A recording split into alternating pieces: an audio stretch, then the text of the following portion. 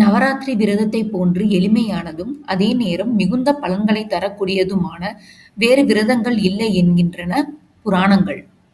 சக்தியை நோக்கி அனுஷ்டிக்கும் விரதங்களில் மிகவும் முக்கியமானது நவராத்திரி விரதம்.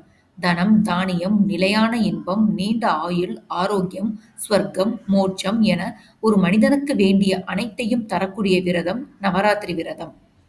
நவராத்திரியில் ஒவ்வொரு நாளும் ஒவ்வொரு விதமான நெய்வேத்தியம் அம்பாளுக்கு சாற்ற, ஒவ்வொரு விதமான மலர், 9 நாளும் வாசிப்பதற்கு 9 வகையான வாத்தியங்கள், அம்பாளை பூஜிக்க 9 வகையான மந்திரங்கள் என்று ஏராளமாக இருக்கிறது.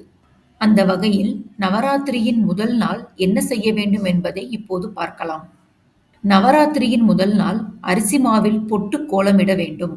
இன்று மிருதங்கம் வாசிக்க தெரிந்தவர்கள் தோடி ராகம் இசைப்பது மிகவும் சிறந்தது. முதல் நாளில் அம்பிகையை 2 வயது குழந்தையாக பாவித்து பூஜிக்க வேண்டும்.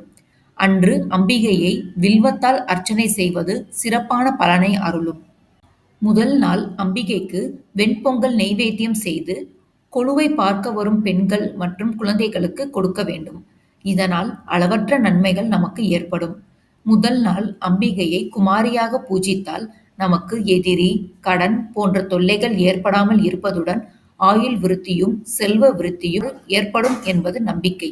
இது போன்ற ஆன்மீக தகவல்களை தெரிய லைக் பண்ணுங்க, ஷேர் பண்ணுங்க, சப்ஸ்கிரைப் பண்ணுங்க.